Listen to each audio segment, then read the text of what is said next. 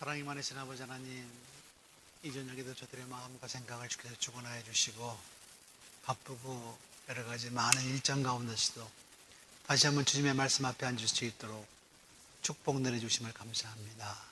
말씀을 함께 나누면서 다시 한번 저들의 삶의 초점과 삶의 의미를 다시 한번 깨달을 수 있도록 인도하여 주시고 저들의 살아가는 방향과 저들의 삶의 모습을 돌아보면서 주님의 뜻이 어디에 있는지를 다시 한번 확인하고 주님의 사람으로 온전한 믿음의 길을 걸어갈 수 있도록 축복하여 주시옵소서.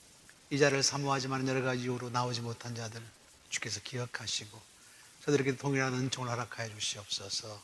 함께 주님의 말씀을 나누고 주님의 뜻을 다시 한번 저들이 상고할 때 하나님 저들에게 은혜가 되게 하시고 저들을 사랑하시는 놀라우신 하나님의 은총에 다시 한번 감격하는 믿음의 귀한 자들로 저들을 축복하여 주시옵소서. 예수님의 이름으로 기도하옵나이다. 아멘. 시즌이라서 많이 빠진 것 같네요, 오늘은. 그죠? 크리스마스가 너무 바쁜가요? 그래, 여러 가지 모임들이 많고 그래서 바쁘긴 한데 가능하면 함께 나와서 말씀을 공부하면 좋았을 걸 그렇게 봅니다. 걸. 오늘은 12과 백성을 회복시키시는 하나님 공부합니다. 우리가 지난번에 공부한 내용이 뭐냐면 경고하시는 하나님, 그 다음에가 뭡니까? 벌을 내리시는 하나님. 오늘은 12과로 회복시키시는 하나님, 그렇게 이제 제목이 붙어 있습니다. 사실 우리의 삶에 여러 가지 어려움이 있을 때 우리는 우리의 삶의 주변 상황을 돌아다보면서 과연 여기서 우리가 어떻게 헤쳐나갈 수 있을까를 생각합니다.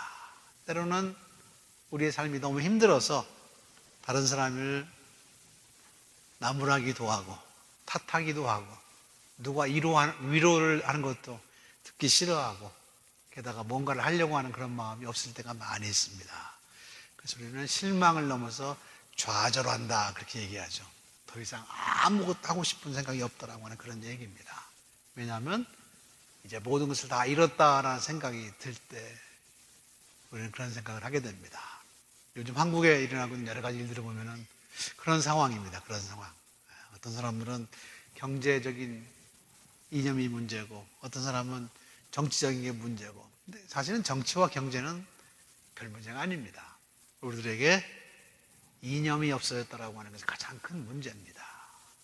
특별히 믿는 사람에게 있어서 가장 중요한 것은 내가 왜 사느냐라고 하는 겁니다. 여러분 잘 아시죠? 우리들의 삶에도 그런 때가 있죠. 그죠? 부부 생활하면서도 내가 왜 살지? 인생을 살다가도 이러고 내가 왜 살아? 그때가 가장 힘든 거예요, 사실은.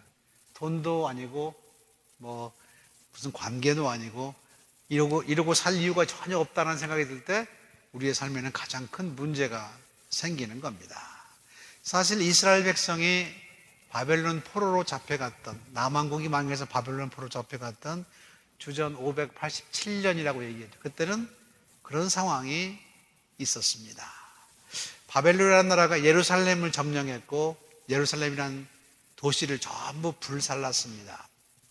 그리고 성전을 전부 파괴했고 왕이 포로로 잡혀갑니다. 나라의 지도자들이 전부 포로로 잡혀갔습니다.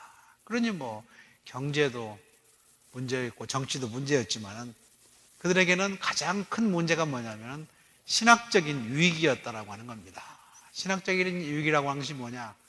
과연 하나님은 어디서 무엇을 하고 계시냐라고 하는 겁니다. 우리는 분명히 하나님의 선택을 받은 백성인데 바벨론에서 온 그 야만인들, 그렇죠? 이스라엘의 입장에서 보면 야만인들이죠. 그런 사람의 손에 우리가 이렇게 처참하게 당할 수 있겠느냐라고 하는 겁니다. 어쩌다가 우리가 이런 신세가 됐느냐라고 하는 것을 한탄하면서 신학자들이 그리고 지도자들이 생각해낸 것이 뭐냐면은 우리가 하나님의 말씀을 불순종했기 때문이다 라고 얘기합니다. 그 중에 큰 것이 하나가 뭐냐면 우리가 우상을 숭배했다라고 하는 것이고, 율법을 안 지켰는데 그 중에 특별히 안식일을 잘 지키지 않았다라고 하는 것이 그들의 신학의 요건으로 나옵니다. 이것이 잘못된 것이다. 물론 그런 자기들의 잘못에 대한 회개를 하는 동시에 하나님에 관해서도 굉장한 의심을 하게 됩니다. 정말 하나님이 우리를 구원하실 능력이 있으신가? 라고 하는 질문. 하나님은 우리를 구원하실 수 있는 분이신가? 아니, 그렇다면 한다면 하나님은 정말 우리에게 신실하신가? 라고 하는 것. 혹시 하나님은 우리를 깜빡 잊어버리고 계신 것은 아닌가?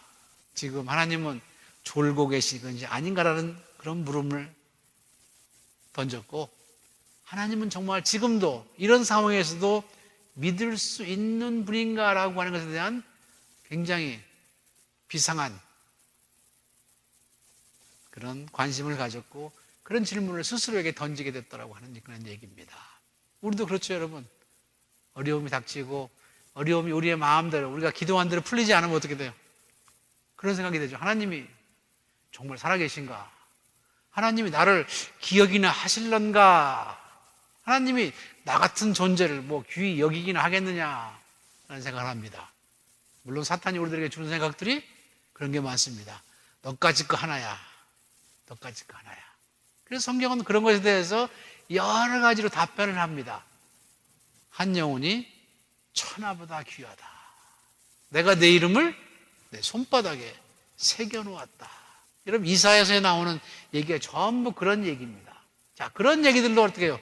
다시 한번 하나님에 대한 소망을 가지게 만드는 것이고, 어려움을 극복하게 만드는 것을 알 수 있습니다. 우리가 가진 구약 성경의 대부분은 그런 바로 포로기에 잡혀가서 쓴 책입니다. 자, 그 사건이 일어날 때 그 자리에서 누가 한국에서 사관같이 쓴 게 아니고, 나중에 포로로 잡혀간 다음에 그것에 대한 얘기를 하기 위해서 많은 책들이 써졌습니다. 특별히 선지자서들은 대부분 예루살렘이 파괴되고 바벨론으로 포로로 잡혀간 신학자들이 그 선지자들의 얘기를 그렇게 적었다라고 하는 그런 얘기입니다. 그래서 사실은 이 구약이야말로 어떻게 보면은 이스라엘의 가장 어려운 시기에 그들을 구원하신 하나님에 대한 얘기를 하고 있습니다. 그러면서 그렇게 하나님은 우리들의 문제를 경고하셨고 벌을 줄 것이다 라고 그렇게 얘기했는데 우리가 듣지 아니했다라고 하는 얘기입니다. 그렇다면 과연 이런 상황에서, 이런 위기 상황에서 하나님이 정말 우리들에게 어떤 능력을 행사하실 수 있는 분인가라고 하는 질문을 던져봅니다. 그런데 이스라엘 백성은 그런 상황에서 절망하거나 포기한 것이 아니고 소망을 얘기를 하기 시작합니다. 자, 이게 이스라엘이 우리하고 다른 그런 거예요. 우리는 같으면 포기했을 텐데 이스라엘은 그 하나님을 놓지 않고 희망의 끈을 놓지 않았다라고 하는 얘기. 오히려 힘들고 어려울 때 하나님을 기억하고 하나님의 말씀을 기억하고 소망을 가지고 산 사람들이었다라고 하는 그런 얘기입니다. 그것이 구약의 대부분에 나오는 선지자들의 이야기입니다. 아마 여러분이 이번 주에 읽은 내용은 예레미야, 에스겔, 이사야서 이렇게 되어 있을 겁니다. 너무 많아서 다 못 읽었을 수가 있을 거예요. 사실은 괜찮습니다. 우리가 듣던 내용들이 거기 다 들어있습니다. 나중에 여러분 시간 나시면 가서 여러분 교재에 있는 것처럼 예레미야, 특별히 30장에 31장까지를 한번 여러분 읽어보시고, 에스겔서 37장에 있는 얘기를 읽어보시고, 이사야서 40장에서 55장을 읽어보면 그 얘기가 다 나옵니다. 과연 우리 지금 이스라엘 백성은 이런 때 어떤 소망을 가지고 있는가? 첫 번째는 예레미야라고 하는 사람을 통해서 우리가 사실은 소망을 보게 됩니다. 예레미야는 자신의 소위 말하면 선지자 역할을 하면서 여러 가지 은유법을 사용합니다. 그것이 예레미야서 30장 31절까지 나와 있는데, 사실은 예레미야는 사람들이 포로로 잡혀가는 그런 상황에서 밭을 삽니다. 거기다 곡식을 심습니다. 집을 지으라고 얘기를 합니다. 그러면서 이런 말을 합니다. 내가 이스라엘 집과 유다 집에 새 언약을 세우리라. 그리고 내가 다시는 그 죄를 기억하지 아니하리라. 무슨 말입니까? 하나님은 처음부터 우리들을 징계하시는 것이 우리의 완전한 멸망을 구한 것이 아니고 우리를 고쳐서 어떻게 하려고 그랬어요? 다시 하나님의 백성으로 회복시키기를 원하셨다라고 하는 그런 얘기입니다.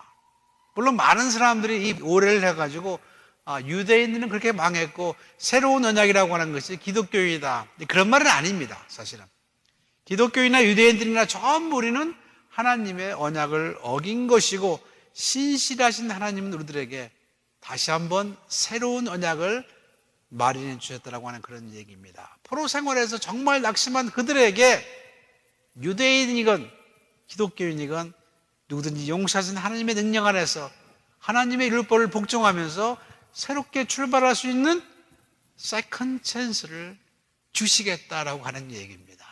유대인들뿐만 아니라 우리들에게 하나님은 뭐라고 얘기하냐면 다시 시작하자라고 얘기합니다. 여러분 그렇죠? 여러분의 자녀를 혼내고 벌을 주다가 그리고 다음 하는 얘기가 뭡니까? 그럼 이제부터는 그러죠. This is your second chance. 다시 한번 해보자. 왜요? 사랑하시기 때문에 자식을 그냥 버릴 수가 없는 거예요. 그래서 어떻게 해요? 다시 안 될지 모르지만 다시 한번 시작해보자라고 얘기합니다. 그것이 바로 예레미야 선지자가 외친 얘기예요. 자, 처음에 예레미야 선지자는 고통이 많은 그런 어려움을 겪었습니다. 왜? 거기 많은 선지자들이 하나님이 우리를 도와서 바벨론을 쳐줄 것이다 라고 생각했을 때 우리 독립운동하자 그 말이거든요. 그러니까 독립운동하자 그러면 어떻게 해요? 백성들이 하자 그랬을 텐데 예레미야는 소용없어. 어차피 니들은 바벨론에 끌려갈 거야 라고 얘기하기 때문에 저항운동을 하는 사람들한테 돌을 맞을 정도로 굉장히 핍박을 많이 당했습니다. 그리고는 이제 끌려가는 도중에 이제 그냥 포기해야 되겠다라고 얘기하는 사람들에게 뭐라고 얘기합니까? 다시 밭을 삽니다. 너희들은 돌아올 것이다 라고 하는 얘기예요. 그러니까 제가 지난 시간에 말씀하셨지만 예레미야는 다른 사람보다 한 발, 아니 두 발 앞서 있었기 때문에 그 당시 사람들하고는 얘기가 별로 안 통했어요. 그러니까 핍박을 많이 받았고 맨날 어떻게 해요? 울고 다녔다라고 해서 눈물의 선지자 그렇게 얘기를 합니다. 근데 그 예레미야의 소위 말하면 예언에서 우리는 하나님이 우리에게 주시는 센스, 새로운 언약을 우리가 이해할 수 있습니다. 하나님은 우리를 버리지 못한다라고 하는 얘기예요. 그래서 어떻게 해요? 우리를 회복시키기 위해서 우리들에게 징계를 내리시고 징계를 내리는 과정에서도 어떻게 해요? 완전히 멸망시키는 것이 아니라 뭔가를 남겨놔서 우리들에게 소망을 가져다 주시는 분이다라고 얘기를 합니다. 두 번째는 에스겔이라고 하는 선지자가 나옵니다. 에스겔에서도 많은 이스라엘 백성이 죄를 지었다라고 하는 얘기를 많이 나오고 그것 때문에 정죄받는 얘기가 많이 나오지만은 우리가 잘 아는 에스겔에서 37장을 보면은 마른 뼈 골짜기 얘기가 나옵니다. 그러죠? 요 부분은 여러분 한번 읽어보셔야 돼요. 아무리 여러분 바빠도 에스겔에서 37장을 집에 가서 꼭 읽어보시기 바랍니다. 마른 뼈 골짜기에 나오는 얘기. 즉 죽음에서 다시 살아난다라고 하는 얘기입니다. 희망의 약속을 말하는 부활에 관한 얘기이기도 해요. 사실은 우리 기독교인에 있어서는 이것이 바로 부활의 표상이라고 얘기를 합니다. 아무런 소망이 없는 마른 뼈들이 어떻게 해요? 하나님의 말씀으로 말미암아 어떻게 해요? 다시 생명으로 태어난다라고 하는 얘기입니다. 그러니 우리한테는 소망이 없지만은 누구한테 소망이 있어요? 우리를 사랑하시는 하나님 안에 소망이 있다라고 하는 얘기예요.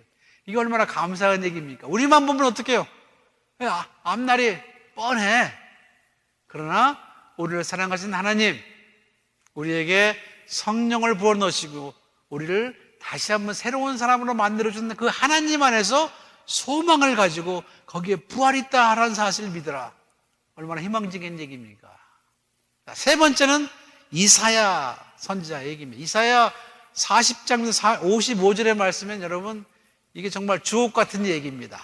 여러분이 힘들고 어려울 때 이사야 40장에서 55장을 보면은 우리에 대한 하나님의 사랑을 어떻게 해요? 계속 고백을 합니다. 계속 고백해요. 40장 55절을 보면은 너희는 위로하라 내 백성을 위로하라 그 복의 때가 끝났고 죄악의 상을 입었느니라. 예루살렘과 시온이 복락을 누리게 될 것이고 다시 한번 좋은 어물을 얻게 될 것이고 53장에 가서 보면은 그가 찔림은 우리의 허물을 인하며 그가 상함은 우리의 죄악을 인함이나. 우리 언제 많이 읽죠? 사순절에, 그죠? 네, 고난절에 그거 많이 읽습니다. 여기서 가장 중요한 관계가 뭐냐면 다른 사람이 고통을 대신 짐으로 말미암아 우리가 고통에서 벗어난다는 얘기입니다. 우리 한국 사람들은 이미 그런 얘기를 많이 들었습니다. 그죠? 어디서 들었어요? 흥부와 놀부 얘기 들었어요. 그죠? 네, 누가? 흥부가 놀부의 잘못된 것을 어떻게 해요? 대신 가가지고 형한테 조금 얻어먹고 어떻게 해요? 가서 곤장을 맞잖아요, 대신. 자, 이게 이제 서양적인 관점에서는 힘든 얘기입니다. 그러나 동양적인 관점에서는 이미 그런 것들이 많이 있었어요. 대신 매를 맞는다. 대신 죄를 짊어진다라고 하는 사실이 이사야서에서 나온다고 하는 얘기입니다. 하나님이 우리의 모든 고난을 누구한테? 우리의 구원자가 되신 어떤 분한테 다 맡겨서 그가 죽임을 당하고 찔림을 당함으로 말미암아 우리가 더 이상 고난을 받지 않는다라고 하는 개념, 그 개념이 바로 이사야서에 나온다라고 하는 그런 얘기예요. 우리가 지금 읽은 53장의 이 얘기, 그가 찔림은 우리의 죄악을 인함이라. 대속하시는, 우리의 죄를 대신 지시는 구세주의 얘기가 바로 이 이사야서에 나온다라고 하는 그런 얘기입니다. 다른 사람이 내 고통을 대신 짐으로 말미암아 내 아픔이 치유될 수 있다라고 하는 얘기입니다. 중요한 것은 하나님이 우리의 고통을 대신할 사람을 마련해 주실 것이다라고 하는 그런 얘기입니다. 그러니 여러분, 우리 예수 구세주에 대한 얘기를 이사야서에서 이미 얘기를 하고 있다라고 하는 그런 얘기입니다. 여러분이 이렇게 예레미야, 에스겔, 이사야서를 읽으면서 우리가 기억해야 될 것은 이것의 모든 주권이 누구한테 있다고요? 하나님한테. 우리의 소망이 있다고요? 하나님한테. 누가 구원자를 내신다고요? 하나님이. 그 하나님이 사실은 아들을 보낸 것이 아니라 스스로 아들이 돼서 우리한테 오신 거예요. 그래서 어떻게 해요? 우리의 모든 죄를 대시고 고난받으시고 십자가에 돌아가셨어요. 그러니 우리의 죄가 어떻게 해요? 그분이 그랬다는 사실만 믿으면 다 용서받게 된다라고 하는 그런 얘기입니다. 그렇게 해서 우리의 죽었던 생명이 다시 살아나고 우리들에게는 어떻게 해요? 새로운 소망의 사람들이라고 하는 얘기입니다. 그래서 예수 믿는 사람들 뭐라고 얘기합니까? People of Hope라고 얘기하는 거예요. 소망의 사람들이다. 아무리 어떻게 해요? 짓눌러도, 아무리 핍박을 가해도, 고난을 가하면 가할수록 더 살아나는 게 교회입니다. 편하면 편할수록 무너지는 게 교회입니다. 힘들고 어떻게 해요? 고난을 받아야만 살아나는 게 교회의 사실은. 참 재밌죠, 그죠? 네. 세상에서는 도저히 생각할 수 없는 얘기예요. 세상은 망하면 망하는데 우리는 망하면 살아. 죽으면 살리라. 그죠? 그게 교회였다라고 하는 거예요. 왜? 하나님이 우리와 함께 하시기 때문에. 하나님이 우리의 삶을 책임지시고 우리들에게 새로운 두 번째 기회를 주시기 때문에. 하나님은 우리를 완전히 멸망시키려고 한 것이 아니라 우리를 회복시키려고 당분간에 어려움을 주셨다라고 하는 얘기입니다. 게다가 우리를 회복시키는 과정에서 우리만 회복하는 것이 아니라 우리 주변 사람들을 전부 포함시킨다라고 하는 얘기입니다. 이사야에서 보면은 이스라엘 백성의 남자와 여자를 먼 데서 딸을 안고 다 돌아온다 얘기합니다. 그러나 이것은 작은 일이다. 내가 이스라엘 백성만 구하는 건 작은 일이다. 이제는 누구야? 세상의 모든 사람들을 전부 내게 이끌리라라고 하는 말이 나온다라고 하는 얘기입니다. 그래서 사실은 기독교가 진정한 의미에서 뭐가 되는 거예요? 세계적인 종교가 되는 거예요, 사실은. 그 사람만 것이 아니라 그 사람을 구함으로 말미암아. 그 대신 우리는 뭘 해야 돼요? 그런 하나님을 세상에 어떻게 해요? 자랑해야 되고 그 하나님의 덕을 선전하는 사람이 된다라고 하는 그런 얘기예요. 자, 우리가 잘못해서 우리가 죄를 감당하면서 벌을 받았지만 하나님 우리를 회복시키세요. 그 회복시켰다라고 하는 그것을 어떻게 해요? 세상 사람들에게 말함으로 말미암아 하나님이 살아계시고 하나님이 역사하신다는 사실을 우리 주변 사람들에게 어떻게 가르쳐줘야 된다고 하는 그런 얘기예요. 우리는 그런 사명을 맡았어요. 이스라엘 백성은 그런 사명을 맡았어요. 내가 너희를 택했지만은 너희가 네 마음대로 갈 길로 다 가가지고 어떻게 죄를 지었어요. 그러니까 어떻게 할 수 없이 그 죄에 대한 책임을 물어야 됐습니다. 그러나 그들을 다 멸망시키지 않으시고 그들을 살려둬서 그들을 구원하는 과정에서 다른 사람들까지는 함께 구원하겠다. 우리는 그래서 하나님의 뭐가 된 거예요? 하나님을 대신하는 에이전트가 된 거예요. 우리는 다른 사람에게 어떻게 해요? 하나님의 사랑을 가르쳐주고 하나님이 다시 주시는 기회를 가르쳐주고 하나님 안에 있는 진정한 사랑의 의미를 알게 한다는 얘기입니다. 아니, 그런 우리의 사명이 있다는 사실을 여러분이 오늘 본문에서 배울 수 있기를 바랍니다. 물론 여러분 교재에 보면은 몇 가지 우리가 기억하고 넘어갈 일이 있습니다. 자, 하나님의 징벌은 처음부터 우리를 완전히 멸망시키는 것이 아니라 다시 한번 우리를 회복시키려는 데 있다고 하는 겁니다. 사탄과 하나님이 다른 이유가 바로 그거였어요. 사탄이 우리를 괴롭히고 힘들게 하는 이유는 자기 좋아서. 좀 잔인하죠, 그죠? 자기가 좋아서 딴 사람을 괴롭히는 거예요, 사탄은. 하나님은 어떻게 해요? 우리를 그렇게 고통당하는 것을 좋아하는 것이 아니라 그 어려움과 고난 가운데서 어떻게 해요? 다시 한번 회복되기를 원하는 마음으로 징계를 한다라고 하는 얘기입니다. 우리가 부모도 마찬가지로 자식들한테 가끔 한 번씩은 어떻게 해요? 징계를 해야죠. 나는 한 번도 우리의 나무란 적이 없어. 그렇게 자랑 아닌 자랑하는 사람이 있습니다. 참 못난 사람입니다. 그렇게 해가지고 애를 키울 수가 없어요. 하나님이 키우시는 방법은 어떻게 해요? 잘못된 건 잘못되었다. 이건 아니다라고 얘기할 수 있어야 된다고 하는요. 그게 성경적인 교육의 방법이에요. 틀린 거 틀린 거예요. 아닌 건 아닌 거예요. 이것도 좋고 저것도 좋고 사랑한다고.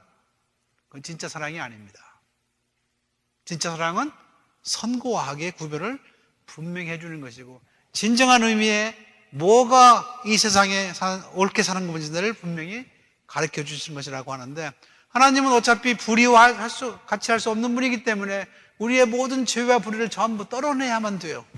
그래야지 우리와 함께 할 수 있기 때문입니다. 그래서 할 수 없이 그 죄에 대한 대가를 우리들에게 물으신다라고 하는 그런 얘기입니다. 그러나 우리가 회복될 때 하나님은 우리를 위로하시고 여러분 그렇죠? 자식이 아프면 부모가 어떤 생각을 합니까? 내가 대신에 아프고 말지. 바로 그 하나님의 사랑의 마음이 거기 있다라고 하는 그런 얘기입니다. 여러분이 잘 아는 이사야 44장 21절 말씀. 너는 두려워 말라. 내가 너를 구속하였고 내가 너를 지명하여 불렀나니 너는 내 것이라. 내가 물 가운데로 지날 때 내가 함께 할 것이라. 강을 건널 때 물이 너를 침몰치 못할 것이다. 얼마나 소중한 말씀입니까? 여러분 힘들 때 한 번씩 읽어보세요. 이사야 43장 1절로 2절. 너는 두려워 말라. 너는 내 것이다. 자, 이스라엘 사람들이 유배 가가지고 어려움을 겪을 때 바로 이 말에서 위로를 받은 거예요. 하나님이 뭐라고 하시냐면 너는 내 것이라. 걱정하지 말라. 두려워하지 말라. 이렇게 얘기를 한다라고 하는 그런 얘기입니다. 하나님의 신실하심에 관한 문제예요. 자, 우리는 가끔 그렇습니다. 우리가 죄를 지으면 하나님 우리를 버리시고 죄를 안 짓고 착한 일을 하면 하나님 우리에게 가까이 오신다고 생각합니다. 근데 그렇지 않습니다. 하나님은 늘 함께 있어요. 죄를 지으면 어떻게 해요? 우리가 하나님을 멀리하는 거예요, 사실은. 우리가 하나님을 보지 못하는 겁니다. 하나님을 어떻게 해요? 감지하지 못하는 거예요. 우리 잘못이지 하나님이 우리에게서 멀어지거나 우리에게서 숨는 분은 아니다라고 하는 그런 얘기입니다. 하나님이 까딱해서 졸거나 우리를 그냥 내버려 두신 하나님이 아니라 우리가 죄를 짓기 때문에 하나님을 어떻게 우리가 마치 약 먹은 꽁이 눈 속에 어떻게 고개 팍 묻는 것처럼 나만 안 보면 안 보인 줄 알고 그렇게 얘기하는 건 똑같습니다. 하나님은 우리를 잊지 못하신다라고 하는 거예요. 하나님은 우리를 버리지 못하신다라고 하는 그런 얘기입니다. 자, 그 다음에 이사야 49장에 보면은 그가 가라사대 내가 나의 종이 되어 야곱의 지파를 일으키며 이스라엘 중에 보존자를 돌아가게 할 것은 우리의 경한 일이라. 내가 너로 이방의 빛을 삼아 나의 구원을 베풀어서 땅끝까지 이르게 하리라. 이제 너희의 고난과 너희의 회복을 통해서 다른 사람이 아니라 너희들만 돌아오는 게 아니라 이방의 모든 자들을 전부 돌아오게 할 것이다 라고 하는 그런 얘기입니다. 자, 고난받는 종의 모습이 바로 거기가 있습니다. 물론 고난받는 종의 가장 큰 상징은 예수님의 십자가라고 얘기할 수 있지만 어쨌든 하나님은 그런 자기 자녀들을 경고하고 치리하면서 또 회복시키시면서 그 모든 움직임 가운데 하나님의 뜻을 가지고 계셨어요. 내가 저를 전부 파괴시켜서 멸망시키는 것이 아니라 저를 고쳐서 오히려 쓰시겠다라고 하는 생각이 있었다라고 하는 얘기입니다. 우리들의 인생도 여러분 그렇지 않습니까? 우리는 잘한다고 하지만 어떻게 해요? 잘 안 될 때가 많아요. 그죠? 하나님은 늘 우리들의 잘못된 것을 어떻게 해요? 셀베이지 하시는 분입니다. 우리를 어떻게든지 어떻게 해요?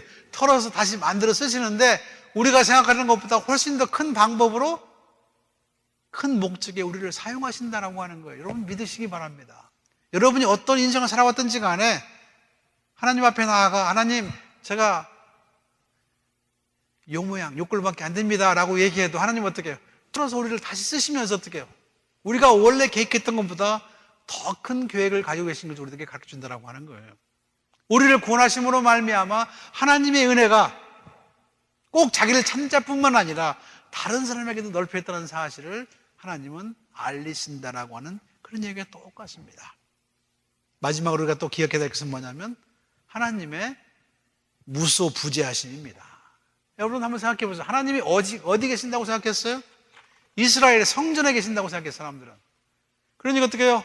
하나님의 성전이 파괴됐을 때 하나님도 없어졌다고 생각했습니다. 그런데 여러분이 선지자서를 가만히 읽어보면 하나님의 임재는 바벨론에 있었다라고 하는 얘기예요. 그죠? 포로로 잡혀가서 고생하는 그들과도 함께 있었다라고 하는 얘기입니다. 그러나 사람들은 어떻게 해요? 생각할 때 우리 하나님은 이스라엘 성전에 계셨기 때문에 하나님이 우리와 더 이상 함께하지 않는다라고 절망하고 있었다라고 하는 건 얘기입니다. 그러나 하나님은 세상의 모든 것을 주관하시고 무소부재하기 때문에 성전에 더 이상 갇혀 계신 분이 아니라 어떻게 해요? 우리가 가는 모든 것을 함께 하시는 분이라는 사실을 우리들에게 깨닫게 하셨다라고 하는 얘기입니다. 만약에 이스라엘 성전이나 예루살렘이 파괴가 안 됐다고 한다면 이스라엘 백성은 지금도 어떻게 해요? 성전 앞에서만 신앙의 삶을 살았겠죠.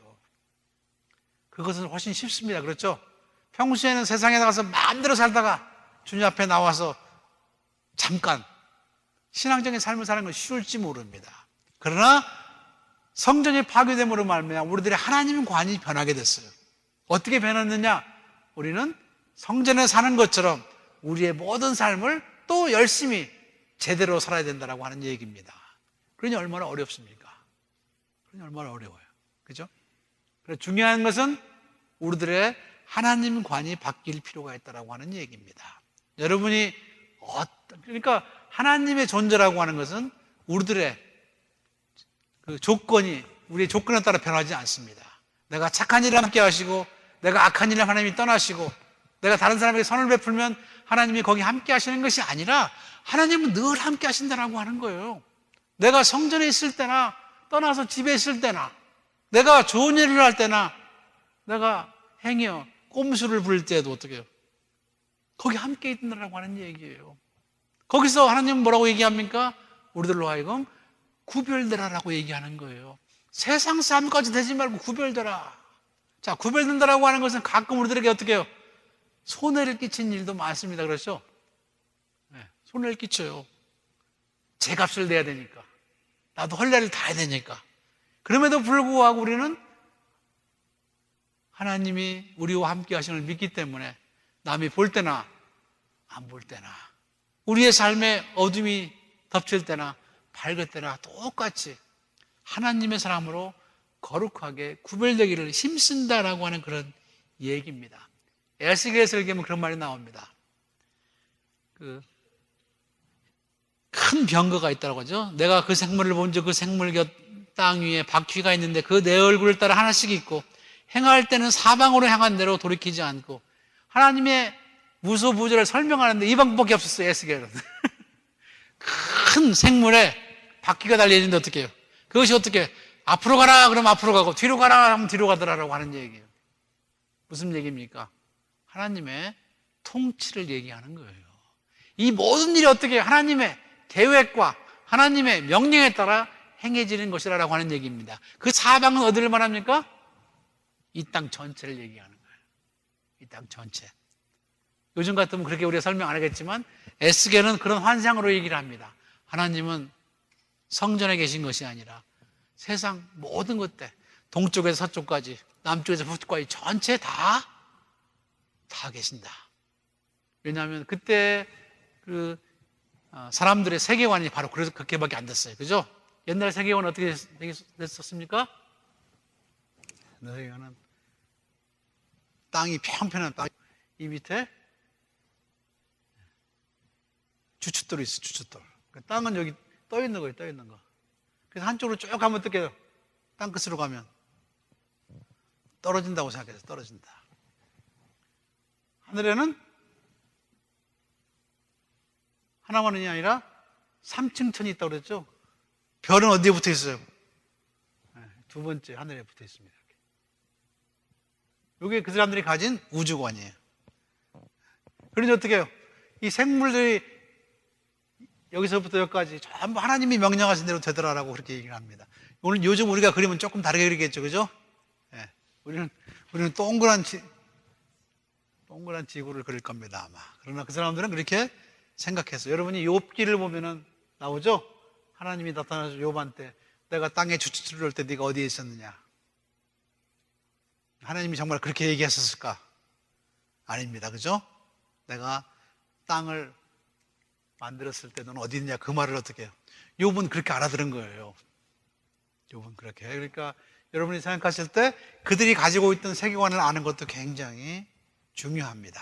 자, 에스겔의 환상을 통해서 우리가 배워야 될 것은 뭐냐면 하나님은 우리의 삶의 어느 곳에나 어느 때나 함께 하신다라고 하는 겁니다. 처음에 이스라엘 백성들이 바벨론 포로로 잡혀갔을 때는 회당을 만들지 않았어요. 왜요? 하나님 어디 계시니까? 두고 온 고향에만 있다고 생각했으니까. 그런데 하나님에 대한 어떻게 해요? 새로운 사실을 깨닫게 되면서 어떻게 해요? 회당을 만들기 시작합니다. 왜요? 하나님이 어떻게 해요? 그 이스라엘 땅에 있는 것이 아니라 지금 우리 가운데 있더라고 믿기 시작했다라고 하는 겁니다. 그러니까 신학적으로는 어떻게 해요? 이 바벨론 포로 생활이야말로 그들의 모든 해석 지평을 확 넓혀줬다라고 하는 겁니다. 포로기를 통해서 잡혀가는 여러 가지 상황을 통해서 어떻게 해요? 생각이 달라진 거예요. 하나님이 우리만의 하나님이 아니라 모든 사람이 하나님이다라고 하는 생각도 하게 됐다라고 하는 겁니다. 사실 우리들의 삶의 고난도 마찬가지입니다. 어려움을 당하고 힘든 그런 상황에서 하나님 살아계신다라고 고백하는 거하고 그냥 삶이 평탄한 가운데 하나님 살아계신다라고 하는 말은 엄청난 차이가 있습니다. 차원이 다른 얘기예요. 고통과 어려움을 더 많이 당한 사람이 어떻게 해요? 하나님 살아계신다라고 하는 고백은 보통 사람, 고생도 별로 안 한 사람, 평탄한 길만 걸어온 사람이 하나님은 살아계신다라고 하는 말과는 질적으로 엄청난 차이가 있다라고 하는 얘기입니다. 그러니 우리들의 삶의 고난과 아픔이 꼭 나쁜 게 아니다라고 하는 얘기예요. 여러분이 다른 사람이 못한 경험들을 했다라고 하는 것이 우리의 신앙생활에, 영적인 생활에 굉장한 도움이 될 수 있다라고 하는 겁니다. 왜? 우리는 새로운 나라, 새로운 차원을 경험해봤기 때문입니다. 그러니 여러분, 신학이라는 것도 차이가 있겠죠, 그죠? 7살짜리가 나 하나님 믿어요라고 하는 거하고 이제 죽을 때가 다 돼가지고 마지막 말에 하나님 믿습니다라고 하는 말은 엄청난 차원이 다른 얘기를 하고 있는 거예요. 그러니 신앙은 어떻게 해요? 계속 우리들의 삶의 고난과 아픔과 문제를 통해서 커지는 것이고 성숙되는 것이고 온전케 되는 겁니다. 아직 아무도 온전케 된 사람이 없어요. 우리는 그 길을 지금도 가고 있는 겁니다. 때로 우리는 하나님은 우리에게 고난을 주심으로 말미암아 아픔을 주심으로 말미암아 그 고난과 아픔 가운데서 성장하기를 원하십니다. 그러니 너무 여러분에게 주어지는 고난과 아픔을 전부 나쁘다고 생각하지 말기 바랍니다. 힘들고 어려운 일이에요. 그러나 그거를 잘 감당하고 나면은 우리의 신앙은 좀 더 성숙해지는 것이고, 좀 더 원숙해지는 것이고, 좀 더 깊어진다라고 하는 얘기입니다. 우리의 서양 사상은 우리들에게 좋은 것은 전부 좋은 것이고, 우리가 귀찮은 건 전부 나쁜 것이라고 생각합니다. 그렇죠? 그런데 우리는 압니다. 때로는 옛날에 먹으면 안 되는 것들이 지금 어떻게 해요? 건강식품이 되는 것처럼. 우리의 인생도 마찬가지예요. 아프고 싫었고 좋지 못한 상황이 어떻게 우리들에게 양약이 될 수 있다고 하는 겁니다. 여러분 스스로 내가 다른 사람보다 많은 경험을 했고 많은 어려움을 겪었다. 여러분 그것 때문에 슬퍼하지 말기 바랍니다. 아니 그것을 불평하지 말기 바랍니다. 하나님 여러분을 좀 더 성숙한 사람으로, 원숙한 사람으로, 신앙의 사람으로 만들어가기를 원하셨기 때문에 우리들에게 그런 어려움도 아픔도 주시는 것을 여러분 믿으시고 세상 가운데서 승리하는 여러분이 되시기 바랍니다. 아니 여러분의 고난과 아픔을 잘 선용함으로 말미암아 하나님과 함께 이 땅에서 정말 아름다운 인생을 살아나가는 여러분이 되길 바랍니다. 지금 여러분의 삶에 어떤 어려움이 있습니까? 하나님 앞에 예스라고 대답하면서 감히 대면하고 나아가길 바랍니다. 주님은 그것을 통해서 또 역사하시고 그것을 통해서 우리를 더 깊은 하나님 사람으로 만들어 가실 것을 믿고 좌절하지 말고 오히려 담대하게 여러분에게 주어진 여러 가지 어려움들과 역경들을 넘어가고 변화시키는 여러분 모두가 되시기를 주님의 이름으로 간절히 축원합니다. 기도하겠습니다. 사랑이 많으신 아버지 하나님, 오늘 또 저들에게 주님의 말씀 주심으로 말미암아 소망의 사람들이 되게 하심을 감사합니다. 어렵고 힘든 일이 있고 아픔과 고난이 있을지라도 그 모든 것에 하나님의 귀하신 뜻이 있음을 다시 한번 깨달을 수 있도록 인도하시고 오히려 그런 것들이 저들에게 양약이 되고 저들의 삶에 온전히 사용되어 저들 모두가 다 성숙한 흠이 없고 점이 없는 믿음의 사람으로 주님 앞에 설 수 있기를 주님은 바라시는 줄을 믿습니다. 아니 주님은 우리를 충성되이 여기기에 우리에게 어려운 일도 당하게 하시고 세상의 문제를 만나게 하시는 것을 믿습니다. 그럼에도 불구하고 그 모든 것들을 통하여 다시 한번 하나님 살아계심을 증거하고 하나님께 영광 돌리는 아름다운 삶을 살아갈 수 있도록 인도하시고 오히려 그런 어려운 가운데 함께 하시는 주님을 만나 저들의 인생의 모든 문제에 답을 얻고 주님과 동행하면서 인생 아름답게 살아가는 믿음의 귀한 자들 될 수 있도록 저들을 축복하여 주시옵소서. 예수님의 이름으로 기도하옵나이다. 아멘.